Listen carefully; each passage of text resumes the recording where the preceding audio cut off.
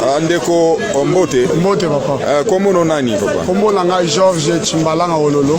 Georges Chimbalanga Ololo. Oza mutu wa IDPS. Aza combattant IDPS. Oza na structure ni. Aza na force du peuple. Kasi toyoki makambo oyo olobi ke CG atindaki bato ba tumba yo. Est-ce que eza ndenge nini parce que so tambola mokili mobile? CG atindaki bato ba tumba ngai te. Soki mutu azoloba ke CG atindaki bato ba tumba ngai eza lukuta. Parce que CG aza tata oyangai. Même tribu na oyangai na koloba te parce que on est en politique. Na ye et pas ya CG ko yebisa ye mai e o elekanaki o banlevaki ngai. Tango na bandi ko expliquer ye bande ko na biso ya force du progrès. Ba levaki pa banani. Bato moko ba ye après matinée politique auto salaki mardi.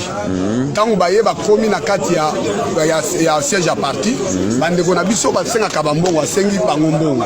Habité awate tozokende place tel babemi tango tokei tokomi na yolo médical namoni bato moko babimi 7 personnes baminene milai koleka biso na poids ba récupérer commandant pem nanga tango bakaki commandant pem na kotika te ale na weli na lateli bon ça va toyoki bon problème oyo ya ba vidéo tozoyoka olobi eza ndenge nini nazolo babuye yaya tango bazobeta ngai ba GR ya mama Marthe ba eko récupérer ngai tango ba récupérer ngai na état on a bibliothèque to ko vandisa yo et pas maman pamba te to ko zo yo ba vidéo en soki keno ba modifier ba parole na ngala zolo ba ke CG atingi mutu te parce que awa ngana soki CG atinda ka mutu na tongo ngala la mukali susu na ya et pas CG lisusu na ya koloba na ye bon ça va bon na yo nyoso esali elo nini okoko yebisa CG na biso o ya zape CG na yo koyebisa ye nini nazo yebisa CG na biso o aza neti papa o ya ngai